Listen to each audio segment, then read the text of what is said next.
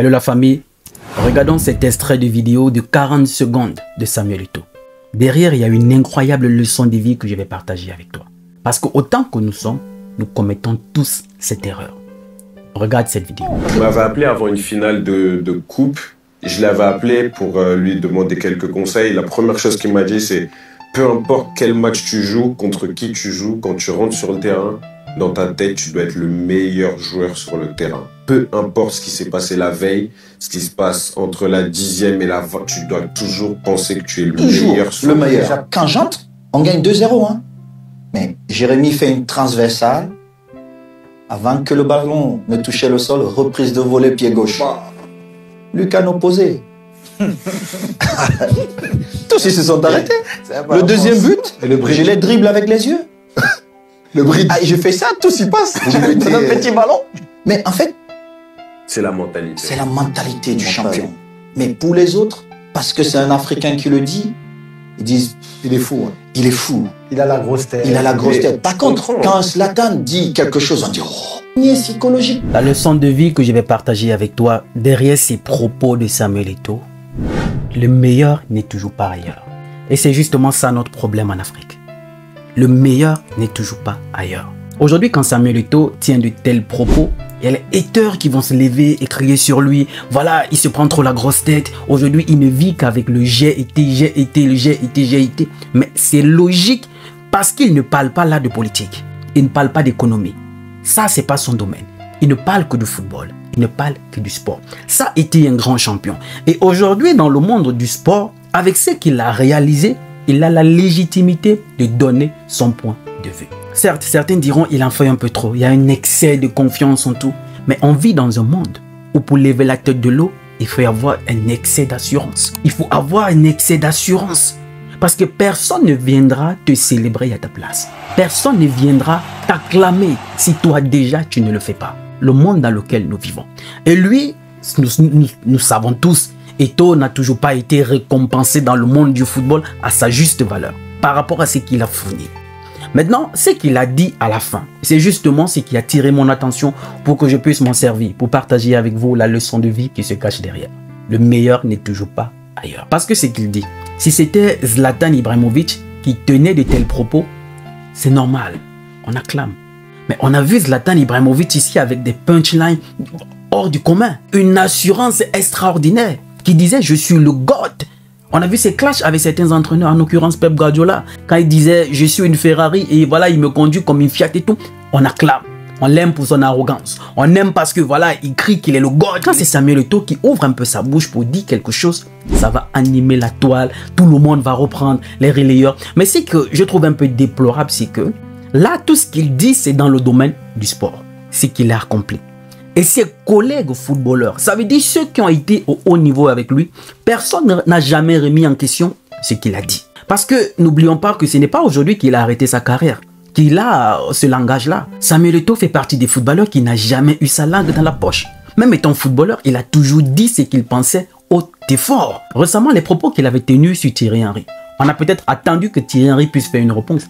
Mais jamais Thierry Henry n'a répondu. Mais il a forcément suivi cet extrait de vidéo. Mais si tout cela ne répond pas, c'est qu'ils connaissent les contextes dans lesquels ils jouaient. Parce que tous ont été dans le même vestiaire. Et aujourd'hui, tenir les propos que Samuel Eto'o tient, c'est parce qu'il l'a fait, on a vu. Il a été à la hauteur. Maintenant, puisqu'il est africain, comme il a bien dit, on va dire, ah, il se prend trop la grosse tête. Pourquoi? Parce que nous, Africains, on a ce complexe-là. Le meilleur est toujours ailleurs. Alors que ce n'est pas toujours le cas. Revenons dans la vie de tous les jours. Je prends un petit exemple pour que vous compreniez que le meilleur n'est toujours pas ailleurs. Et que nous sommes malades parce que nous sommes assez complexés de croire que c'est ceux qui viennent d'ailleurs, en réalité, qui ont la science infuse, qui méritent d'être acclamés, d'être adulés. Un médecin en 5e année, en Occident ici, qui n'a même pas fini son cursus, il a été exclu, je ne sais pas, pour une raison ou une autre. Il va en Afrique, il ouvre sa clinique. Il aura plus de patients que le médecin qualifié qui sort de la prestigieuse université à côté. Pourtant, même major de sa promotion, on accordera plus de crédit à celui 5e année qui a été renvoyé de son université. Pourquoi? Parce qu'il revient d'ailleurs. On a déjà ça dans la tête. Le meilleur vient d'ailleurs. L'ingénieur qui vient d'ailleurs, on lui fait plus confiance. On lui accorde plus de crédit que nos ingénieurs locaux. Il n'y a qu'à regarder même autour de nous. Regardez les appels d'offres, parfois de l'État. les appels d'offres. Pourtant, il y a des sociétés locales, qualifiées, capables de faire ce travail-là. Mais on préfère plus ceux qui viennent d'ailleurs. À quoi ça sert donc de former ces locaux-là? À quoi ça sert chaque année qu'on a des diplômés qui sortent des universités? Pourtant, sur le marché de l'emploi, vous ferez plus confiance à ceux qui reviennent d'ailleurs. Et ce n'est pas qu'ils sont mieux formés. Pourquoi? C'est parce qu'ils ont cette peau-là, la bonne peau. Ils reviennent du bon pays. Le meilleur n'est toujours pas ailleurs. Et nous, Africains, on est malades. On est malades parce qu'on ne sait pas apprécier nos semblables. Fais quelque chose autour de toi. Réalise des exploits. Fais des choses extraordinaires. Ton entourage, ils sont sourds, ils sont muets, ils sont aveugles. C'est les autres qui vont plus t'acclamer. C'est les autres qui vont plus te célébrer. Lui, il est sourd, il est muet, il est aveugle. Mais c'est le jour que tu commettras la petite erreur que tu verras que oui, en réalité, tous t'observaient. Ils n'attendaient que ce moment, que tu fasses le faux pas. Qu'ils vont sortir tout ce que tu as eu à faire dans le passé pour brandir aux yeux du monde que tu n'es pas la personne qu'ils ont tant adulée. Celui-là, je vous avais dit. Elle là, oh non. Celui-là, je vous avais dit. Vous croyez en elle? Vous voyez? Nous sommes champions pour détruire. Nous ne savons pas construire. Nous ne savons pas fabriquer. Mais nous sommes champions pour détruire. Nous sommes champions pour voir le semblable souffrir. Et champions pour construire ailleurs. Remarquez bien.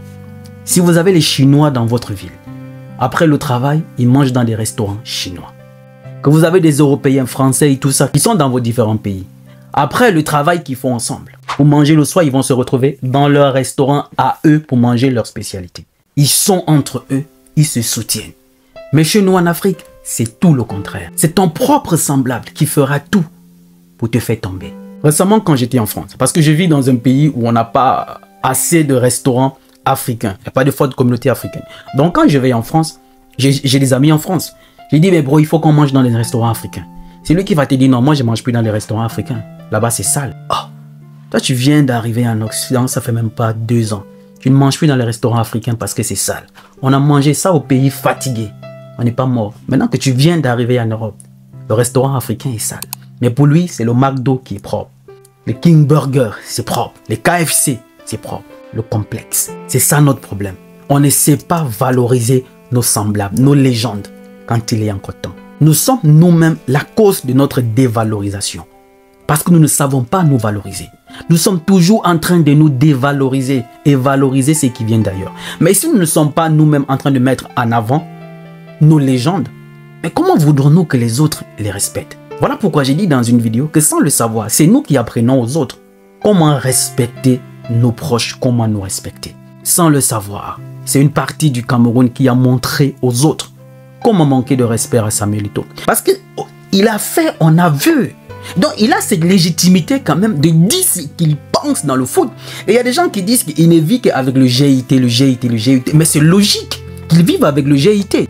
Qu'est-ce qui fait de Ronaldinho ce qu'il est aujourd'hui, qu'on l'accueille un peu partout? C'est parce qu'il l'a été.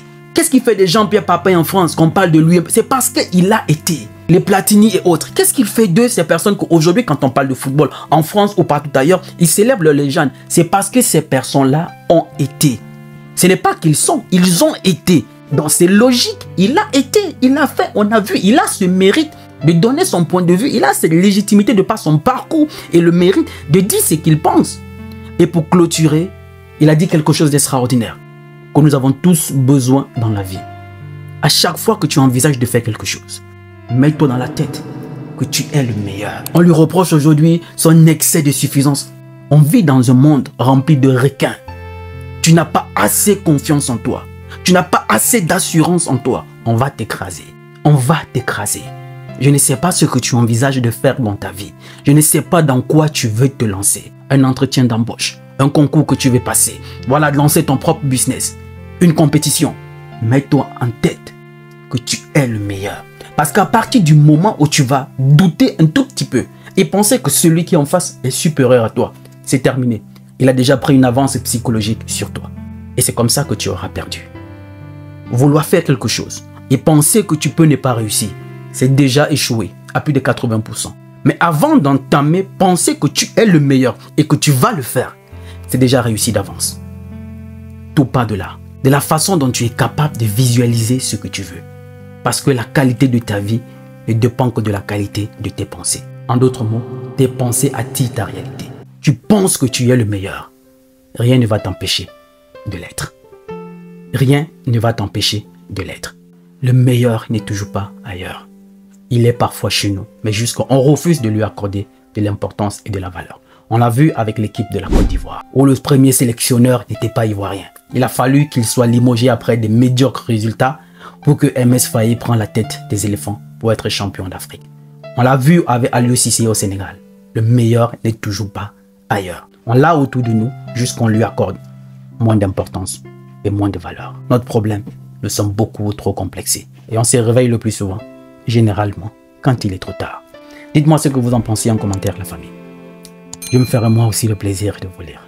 Il n'est jamais trop tard pour recommencer, parce que le rêve n'a pas de date d'expiration. Je suis Roland Campbell, ton frère. Salut!